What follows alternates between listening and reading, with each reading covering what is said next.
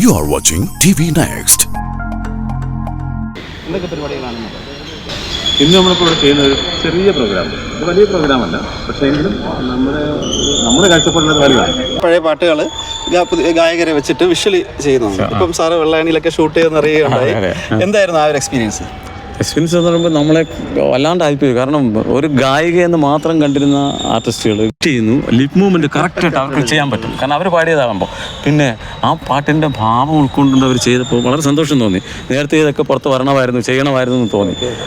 Title തന്നെ പഴമയും പുതുമയും എന്നുള്ള പേരിലാണ്. അപ്പോൾ ആ ഒരു എക്സ്പീരിയൻസ് എനിക്ക് വളരെ ഇതായിട്ട് തോന്നി. കാരണം അതിലൂടെ നമുക്ക് ഒരുപാട് ഗായകരെ പുറത്തു കൊണ്ടുവരാൻ പറ്റും. അവരുടെ പ്രൊഫൈലുകൾ നമുക്ക് ഒരുപാട് എല്ലാ സ്ഥലങ്ങളിലും എത്തിക്കാൻ പറ്റും.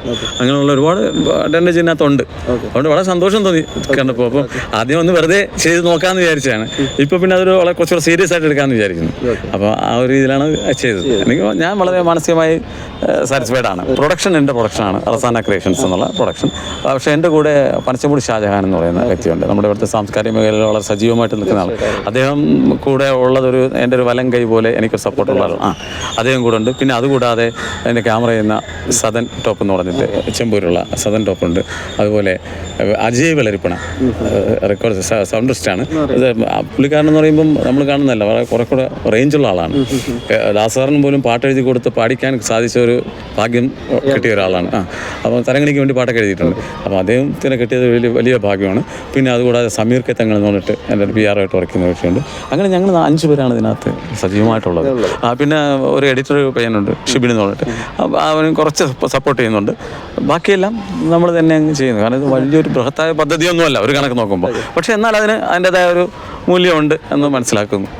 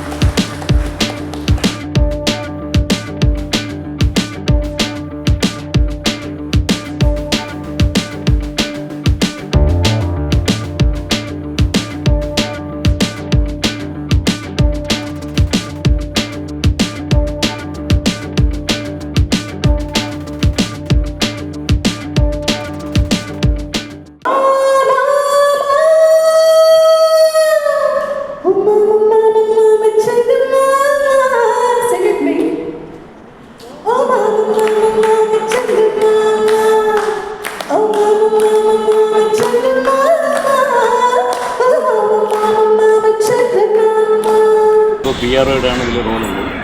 ഞാൻ ഇതിൽ പാടിയിട്ടുണ്ട്. എൻ്റെ പാട്ടാണ് ഇതിൽ സ്റ്റാർട്ട് വരുന്നത്. ഒരു പുതിയ വളർന്നു വരുന്ന തലമുറയ്ക്കുള്ള അവസരമാണ്. അപ്പോൾ ഇതിൻ്റെ ഒന്ന് ലോഞ്ചിങ് കഴിഞ്ഞ് പിന്നീട് ഇതിൻ്റെ മുന്നോട്ടുള്ള മറ്റു കാര്യങ്ങൾ പിന്നീട് ഇതിൻ്റെ വിജയത്തിന്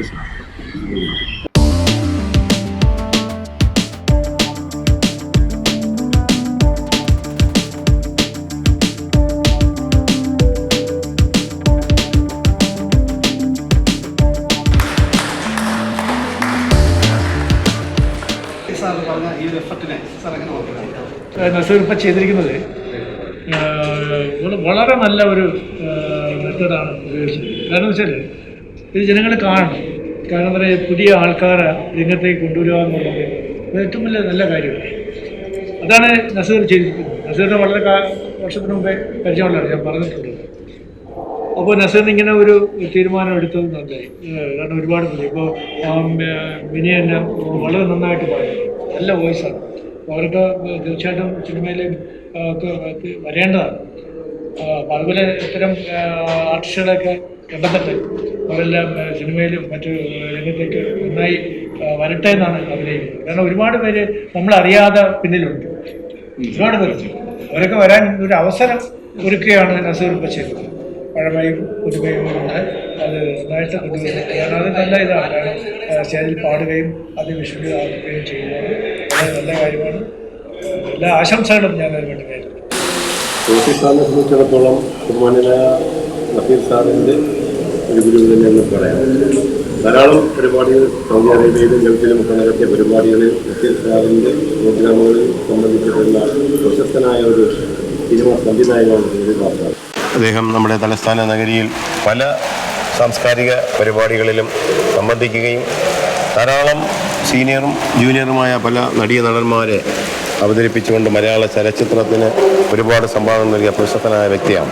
അദ്ദേഹമാണ് റസാന ക്രിയേഷൻസിൻ്റെ ഉദ്ഘാടന കർമ്മം ഇന്നിവിടെ നിർവഹിച്ചത്. എൻ്റെ ലോക പ്രകാശന കർമ്മം നിർവഹിച്ചത് ബഹുമാന്യനായ തുളസിദാസാറാണ്. അതേപോലെ പഴമയും പുതുമയും എന്ന ഈ പരിപാടി നസീർ സാറിൻ്റെ തന്നെ ഒരു ശിഷ്യ കൂടിയായ അനിത ഷേഖ്, സൂഫി ഗായികയും പിന്നണി ഗായികയും ഒക്കെയായ ശ്രീമതി അനിത ഷേഖും അവർ ഔപചാരികമായി ഈ പഴമയും പുതുമയെന്ന പരിപാടി ഉദ്ഘാടനം ചെയ്തു. എന്തായാലും ഒരു ഗുരുശിഷ്യ ബന്ധങ്ങളുടെ ഒരു സംഗമം കൂടിയായിരുന്നു ഇന്നത്തെ പരിപാടി. അതിന് എല്ലാവിധ ആശംസകളും നേരുന്നു.